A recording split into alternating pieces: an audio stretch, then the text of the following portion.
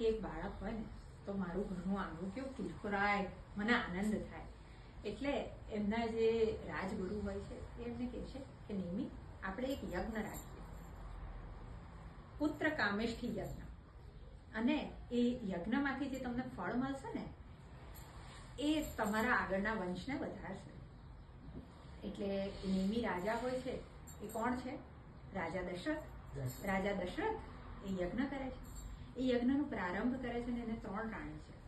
3 રાણી ખરેખર ખૂબ જ ગુણવાન, ખૂબ જ સંસ્કારી અને અજોડ, જેનો જોડ જ ના મળે એ પ્રકાર છે. રાજા પોતે યજ્ઞ કરે છે અને એમને પુત્ર પ્રાપ્ત થાય છે. 4 પુત્ર પ્રાપ્ત થાય છે. સમય આગળ વધવા લાગ્યો. આ બાજુ શંકર ભગવાન એકદમ લાલાયિત થઈ ગયા છે. માં પાર્વતીને કહે છે કે પાર્વતીજી હવે આપણો સમય આવી ગયો, કે મારે હવે જવાનો ટાઈમ આવી ગયો, હું ચાલ્યો. એટલે કે પણ પ્રભુ આ તો અયોગ્ય ના કહેવાય. રાવણ પોતે તમારો આટલો મોટો ભક્ત, તમે એને ચીટિંગ કરો, તમે રામ ભગવાનને સપોર્ટ કરો. તો કે ના દેવી છે, એને મારા 10 રૂપને પૂજ્યા છે અને એક રૂપ છે એને અપૂજ્યું છે, અને એટલા માટે એ રૂપ લઈને હું જઈશ.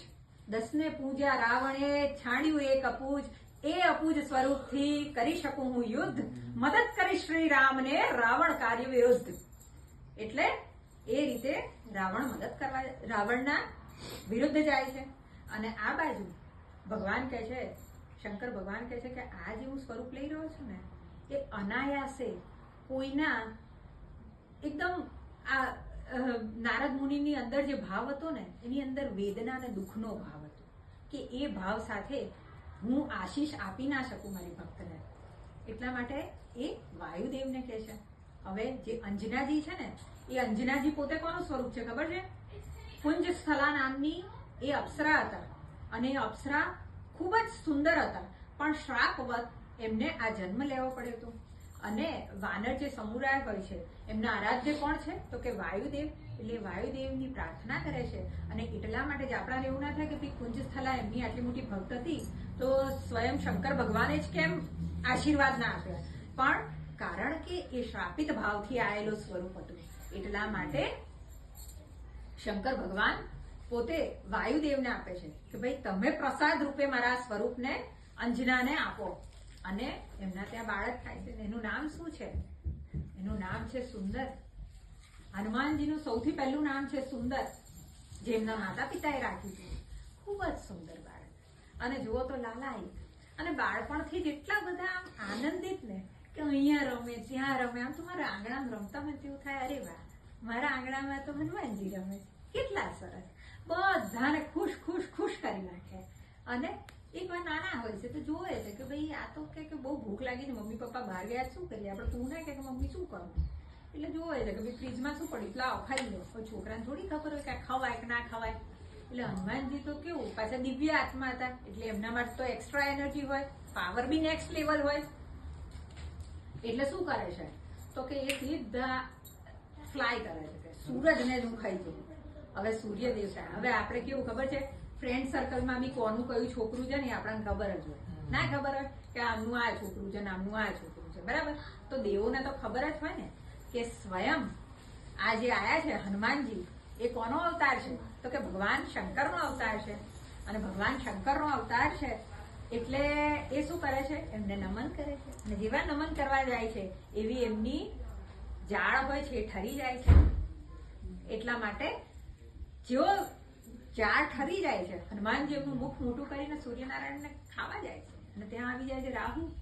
એટલે રાહુ તો પાછો ડિસસેટિસ્ફાઈડ આત્મા, એ પાછો કમ્પ્લેન કરવા જાય, કમ્પ્લેન બોક્સમાં પહોંચી જાય છે ઇન્દ્ર જોડે કે ઇન્દ્ર કે આવું કેવું કે જો મારો હક છે એ છતાં વાનર સૂર્ય ખાય.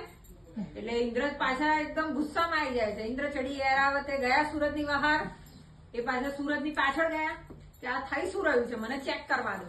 હવે તમે વિચાર કરો, સૂર્યનારાયણને ખબર હોય તો શું ઇન્દ્રને ખબર ના હોય કે આ સ્વયં શંકર ભગવાનનો અવતાર છે? કારણ કે એ તો પાછા દેવોના દેવ છે, મહાદેવ. એટલે સ્વયં એમને બી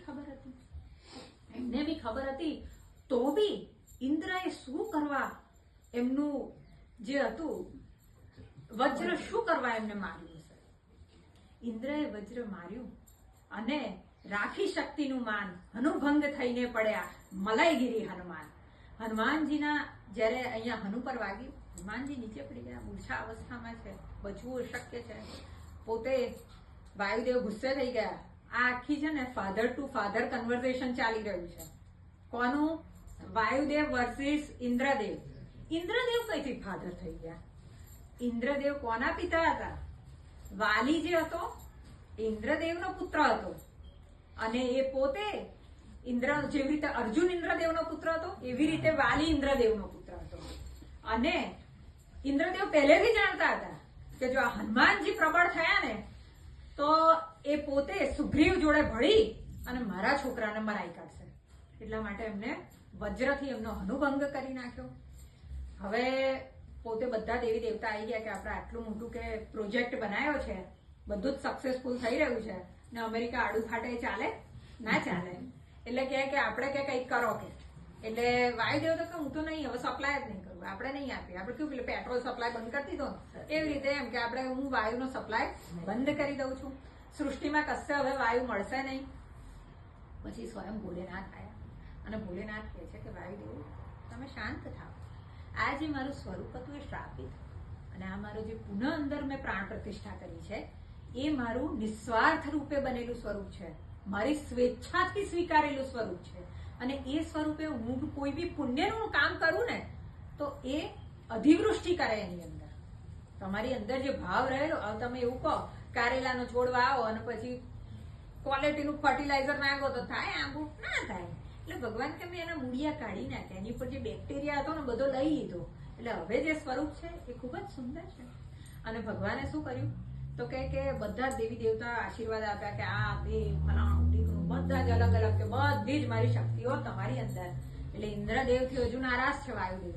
એટલે વાયુદેવને પ્રણામ કરીને ઇન્દ્રજી કહે છે કે ભાઈ આજ પછી મેં હનુભંગ કર્યો છે ને, તારા પુત્રનું નામ હનુમાન. જ્યારે બી કોઈ યાદ કરશે ને તો હનુમાન તરીકે યાદ કરશે, અને એ રીતે મને મારી ભૂલનું બી જ્ઞાન થશે, અને વિશ્વની મદદ માટે ભગવાન આવ્યા છે એ બી બધાને ઉજાગર થશે. હવે આ તો હનુમાનજી આગળ વધવા લાગ્યા. નટખટ હતા, ઋષિમુનિને હેરાન કરતા હતા. ઋષિમુનિઓએ એમની જોડેથી શું લઈ લીધું? બધી શક્તિઓ લઈ લીધી કે બળ સરખું ભૂલી જશે, યાદ ના આવે. આ તમને તમારી જાતે યાદ નહીં આવે, તમને કોઈ યાદ કરાવશે ત્યારે જ તમને એ બધી વસ્તુઓ યાદ આવશે. એટલે કે સારું છે. ઉંમર વધવા લાગી. આ બાજુ અંજનાજી અને કેસરીજી કહે છે કે આપણે હવે અમને એજ્યુકેશનનું વિચારવું જોઈએ, કારણ કે આ તો આવી રીતે મસ્તી કરે ના ચાલે. એટલે કે સ્કૂલમાં કે મોકલો. એટલે કેસરીજી કહે છે કે ભાઈ મને સૂર્યનારાયણે કીધું હતું કે જ્યારે બી તમારે ઈચ્છા હોય તો હું આઈ એમ મોર દેન હેપી ટુ એજ્યુકેટ યુ, કે હું એમને ભણાવી દઈશ. તો પહોંચી જાય છે. સૂર્યનારાયણ એમને બધી જ વિદ્યાઓથી પારંગત કરે છે.